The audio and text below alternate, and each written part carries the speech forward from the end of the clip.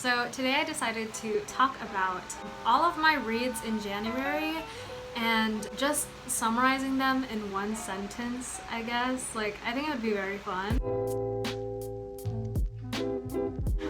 It's been a while since I read them, so I don't exactly know, so I'm just gonna refer to my Goodreads reviews. So if you see me looking at my computer, that is why. Okay, damn. I read a lot of books in January.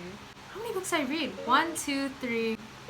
Okay, I read 11 books in January, so that's pretty cool. But we're gonna start off with the first book, which is All of Your Perfects by Colleen Hoover. I gave this book 5 stars. As I should, to be honest. This is a beautiful book that had me sobbing after every chapter because of this one technique that the author used, and it's very smart. Yeah, that's the one sentence. I'm actually doing one sentence for each review, okay? Actually one sentence. I will go no further than that. Anyways, now we go on to The Lazarus Files, a Cold Case Investigation. I remember this book clearly, and the sentence I would use to describe it is, just like the 20-year unsolved murder it described, it went on for far too long. Okay, now we move on to Lady Susan by Jane Austen. I gave this book 3.5 stars. If you want endless sassy remarks with language from 1795 and to read about the villainous endeavors of the protagonist, this book is it. And now moving on to Once Upon a Broken Heart by Stephanie Garber. Oh gosh.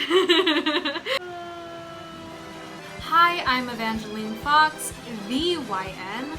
I'm not like other girls because I have pink hair and I hope a lot. I've practically trademarked hope. Oh, and I'm also the Walmart Scarlet Dragna. I gave it 2.5 stars. For me, at least, it was a little bit of a letdown from the Carroll series. Just because I think Stephanie has a lot more potential as an author. Stephanie kind of pushed it with Once Upon a Broken Heart by reusing a character archetype, I would say. I just feel like, for me personally, I went in expecting more of Jax, but I just got a Walmart Scarlet Dragna. If you know about the Carroll series, then you'll know what I mean. But that's just my opinion. I obviously know, a lot of people love this book, and I understand why. She has great writing style. I love it. But yeah, it wasn't a horrible book. I just didn't love it, sadly enough. Damn. I said I was gonna just do one sentence for each of these, but I feel the need to justify how I feel about these books. Anyways, now we move on to No Land to Light On. This book will make you feel distraught, wonder, hope, and fury all in one. And then for fun, I kind of just wanted to read a children's book. Yeah, so I just read Alice in Wonderland. Just for fun, I guess. I wanted to fast read. And I rated it a 3 just because, same thing, it might just be me because, obviously I'm not the demographic and I've never really grown up with Alice, so I don't have the bias, I guess, that you might have if you grew up with this book. It's not a horrible book. It's actually really nice. It just wasn't for me, for my demographic, I guess, and that's kind of my fault. There was nothing really wrong with it, except, why are there drugs in children's books? I'm confused.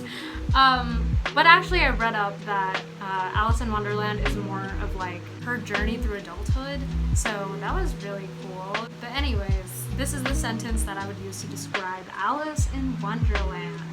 There was some dark humor sprinkled in, which made me research the true meanings and origins of Alice in Wonderland. Next one is Ugly Love by Colleen Hoover. If you can't tell already, I was kind of on a Colleen Hoover high after I read It Ends With Us.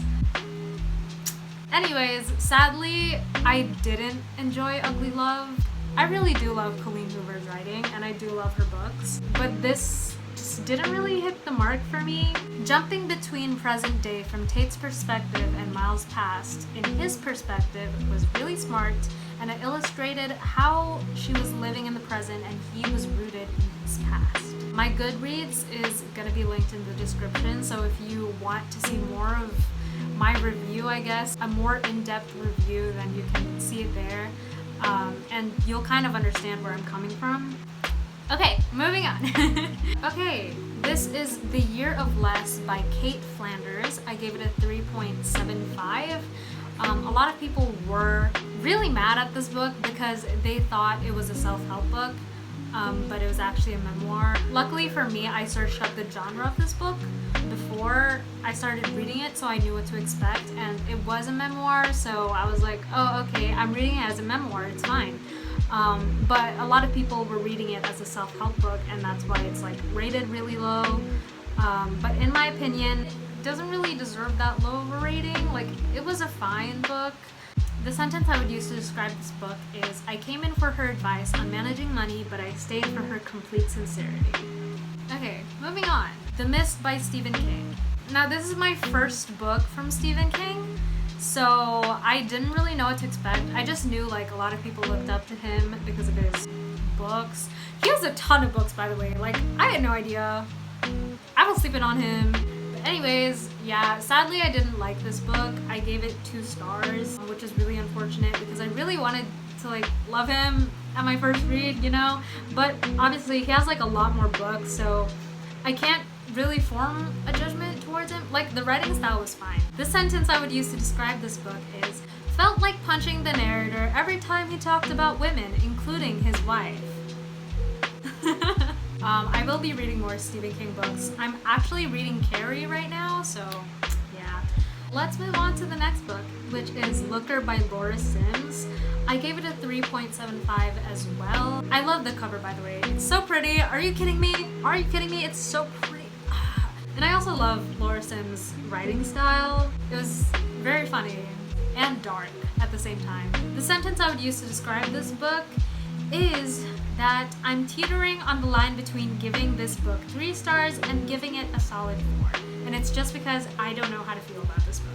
And finally, the last book that I have read in January is All the Bright Places by Jennifer Niven. I do give a more in-depth review in this video right here, or here. I don't know where the link is, but it's up here. You can go check it out if you want. But if I were to summarize the entire review in one sentence, it would be that this book is my Jovian Plutonian gravitational effect, which is the title of my video also.